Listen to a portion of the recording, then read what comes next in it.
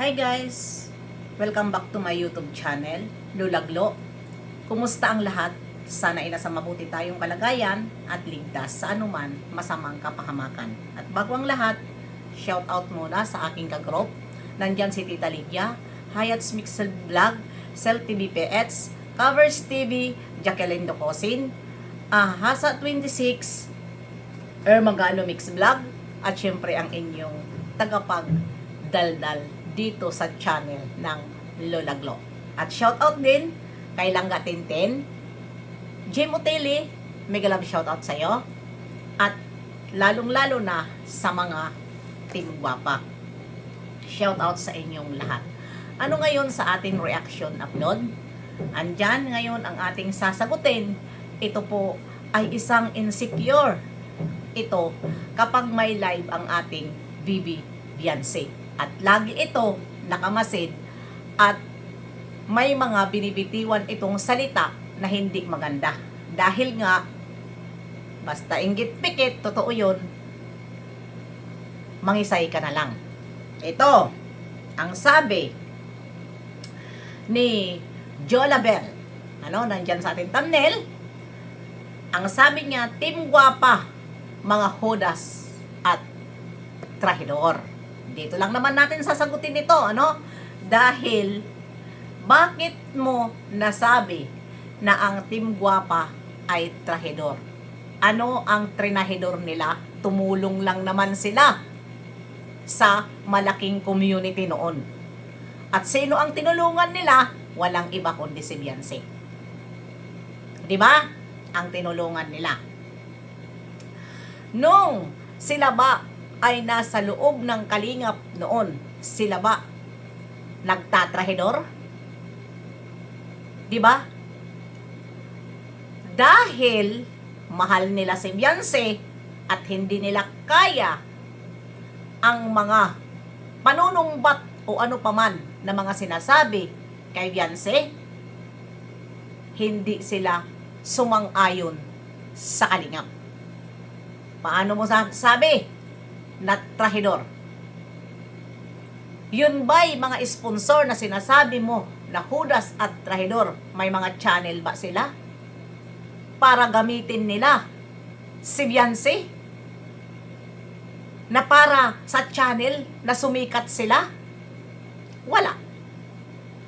Sila pa ang nagagastusan dahil sila ay nag-i-sponsor lang dito sa gusto nilang sponsoran at lalo na kay Bibi Beyonce.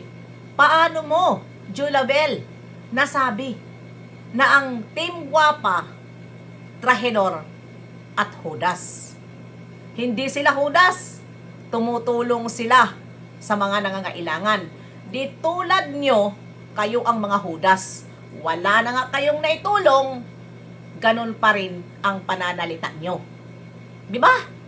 Kaya, yan, sa sobrang yung panatiko, sa sobrang yung pagmamayabang, dahil hindi nyo tanggap na si Beyonce ay hindi tumuwad, dahil ang gusto nyo, tumuwad si Beyonce at wala na talaga mag-suporta. Kaya, libat ka na, duling ka na sa palipad. Kaya pasok ka ng pasok doon, nag-i-spy ka at hindi mo talaga pa napigilan at nag-comment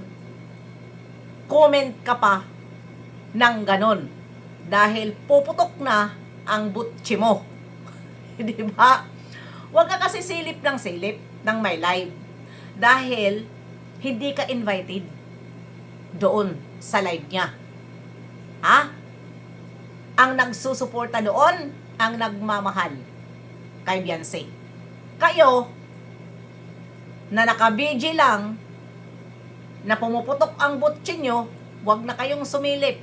Baka hindi nyo mapigilan, magko-comment at na magko-comment kayo ng hindi maganda.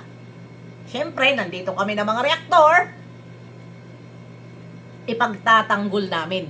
Dahil wala naman kami nakita sa kanila na sila ay mga hudas. Sila po, nangangailangan, tinutulungan nila. Tulad sa pagtulong nila kay Beyonce mula sa simula na ilan milyon na ang naitulong ng mga sponsor. Mayroon ba silang pagbabago at isinumbat ba nila kay Bibi Beyonce yung mga tinulong nila? Di ba? Yan, si Rexy. O sino pa dyan malaki ang naitulong kay Beyonce? Si Imelda Ganer. Kahit sila nandoon sa kabila, kay Ido, wala kang makikita na panunumbat nila kay Beyonce. Hindi sila nagsusumbat. Kung doon sila kay Ido, doon sila sumusuko. Morta, pero hindi nila isinusumbat kung ano ang naibigay nila kay Beyonce. Dahil alam nila na si Beyonce ay hindi sa kanila nang hihingi. Yun ay tulong nila. Tulong nila para kay Beyonce. At yun ay nasa puso nila na tulong. Dahil walang Beyonce na nag-reach out na tulungan niyo kami para makaahon kami sa hirap. Dahil yun ay blessing lang na dumating sa kanila. Tapos ngayon, yun ang sasabihin mo, trahidor at Judas, saan banda ang pagtatrahidor? Ang pagtatrahidor na hindi nila iniwan si Beyonce sa kabila ng lahat, niyakap nila si Beyonce sa lahat ng mga pagsubok, nalubog na si Beyonce, nandyan sila, nakidamay sa problema ni Beyonce para lang na hindi ma-stress ang bata. Diba? Binigyan nila na ang bata sumaya. Hindi matulad sa ibang mga bata na hindi nakakaya ang kanilang problema sa social media at nagbibigti. Pero nandyan sila nakaalalay kay Beyonce. Hindi nila iniwan. Dahil kayo, mga wala kayong puso, mga wala kayong pakialam. Diba? Basta mayroon kayong taong apakan, ilalaglag nyo at ilalaglag nyo. Pero ang ending, napalaglag nyo ba? Maliit lang naman, Beyonce lang naman. Ang lumaban. Sa kalingap. Nasaan? Yung mga ibang kalingap noon na inalipusta, mga ex-angel, inalipusta ng kalingap. Lumaban ba sila ng ganon? Hindi sila lumaban. Dahil bakit? Walang tunay na nagmamahal sa kanila at hindi sila natulungan. Si Beyonce, tunay ang nagmamahal sa kanya. Dahil hanggang sa makakuha sila ng hustisya doon sa mga taong halos patayin na ang batalero. Diba? Nasampulan. Ika nga, hindi nga makamove on si Kuya Bal. Dahil nga, bakit daw siya ang pinatulpo na hindi naman siya ang jowa? Hindi naman siya manyakis? Ang manyakis si Ido at bakit siya ang pinatulpo? Iba naman kasi Kuya Bal. Dahil mayroon ka rin binitiwan na hindi maganda. Kaya napatulpo ka. Pero sinasabi ni Kuya Bal, wala daw siya sinabi, mayroon Kuya Bal. Kaya wag ka mag-deny dahil nasa mga relasyon at mga hawak nila. Kaya ganon na lang kayo magsalita dito kay Beyonce. Ang kakapal ng mukha nyo. Kaya ganon na lang din kayo magsabi na Judas at trahidor ang Team Guwapa. Yung Judas sila at trahidor. Dahil tumulong sila kay Beyonce, kaya pinagsabihan yung Judas. Sino ang Judas? Kasi nagmamangmangan kayo. Sa totoo lang, nagmamangmangan kayo kasi mga bulag kayo sa katotohanan. Yan ang totoo. Kapag sinisiraan ng kalingap ang isang beneficiary, doon din kayo nakatingin sa sinisiraan. Diba? Ngayon, Isa lang na lumabas si Tita Lydia na sinabi lang ang sasakyan. Halos nyo ngayon lamun-lamunin si Tita Lydia dahil nansusumbat. Ay tamamaya lang, may sasabihin din ako dyan. Nansusumbat, masakit pala ang nanunumbat. Masakit pala, di ba nabulabog kayo ngayon? Isa lang si Ate Lydia na nagsalita kay Ido. Nabulabog kayo. Bulabog kayo ano? Si Beyonce pa kaya? Na isang buong team Kalingap inalipusta at ano ang ginawa? Pinagsusumbatan? Di ba? Masakit pala. Pero hindi namin pinabayaan. Hindi pinabayaan ng mga sponsor at hindi rin namin pinabayaan na iilan reaktor dito sa loob ng Kalingap na hindi umagri. Dahil alam din naman namin. 'Di ba? Hindi dapat palakihin ang issue nung time na 'yon kung maaari. Pero anong ginawa? Pinalapa ng pinalapa, walang nagsaway. 'Di ba? Walang nagsaway, kunting kimbot lang, pinagkakakitaan sa hindi naman mga tunay na reaktor sa Kalingap. Yung mga lang, na alam naman nila na yung mga pinahalakpakan nila ay talagang content lang ang kailangan at views. Akala siguro nila habang buhay, ipagtatanggol sila niyan. Maria Josep, umalis nga. Ngayon kay Tikram dahil wala nang views. Wala na siyang views kay Tikram. Di ba umalis? Kaya ganun din yan ang mangyayari. Dito yan sa loob ng Kalingap dahil alam nila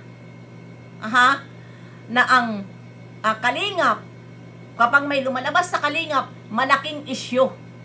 Kawawa. Ang tinutulungan. Pero depende. Depende sa umaalis. Dahil hindi rin ako kumakampi kapag alam ko na mali. Dahil si Midit noon, hindi ako kumampi dahil siya ang mali. Si Erika noon, hindi rin ako kumampi dahil siya ang mali. Umalis siya kay Ido dahil nakakuha siya ng mayaman, June A. Doon ako nairita. Pero dito kay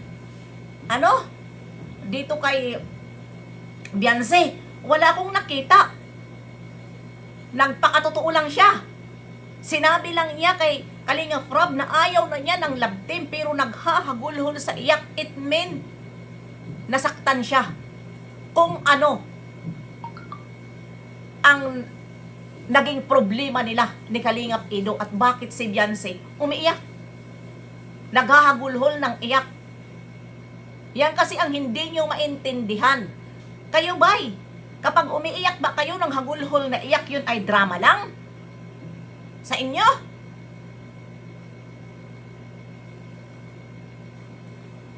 Yun ba yun? Diba? Diyan ako hindi umagri sa Kalingap. Yun lang naman. Wala akong nakikita na iba dito sa Kalingap. Kundi na kung ano ng Kalingap. Wala akong pakialam. Ang pinaglalaban ko, ilang bisis ko na ito inuulit, si Beyonce dahil walang kasalanan ni inalipusta dahil alam natin ang katotohanan dahil nasa loob tayo ng Kalingap. Yun lang yun. Diba? Pero ngayon, kung ano-ano ang sasabihin ninyo, kesyo na tulungan, ganito, walang utang na loob na galing naman sa wala. Kilala natin lahat na wala sila. Hindi sila mayaman na tinulungan. Pero swerte lang dahil nagkaroon sila minahal ng mga sponsor. Yun. Kaya wag kayo syunga-syunga. Nagbubuta-butahan kayo. Nagbibingi-bingian. Na mga sponsor naman talaga ang malakas tumulong sa mga angels. Nasaan yung mga angels dyan na walang sponsor?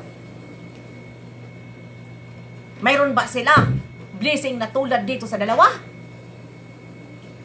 Ay tulad sa mga, hindi lang dalawa, pati si Joy. Mayroon bang ganon? Wala! Ang lakas ng loob nyo magsalita, kaya hanggang dito na lang. Baka matamaan lang tayo pag marami tayong sasabihin. Bye-bye, see you!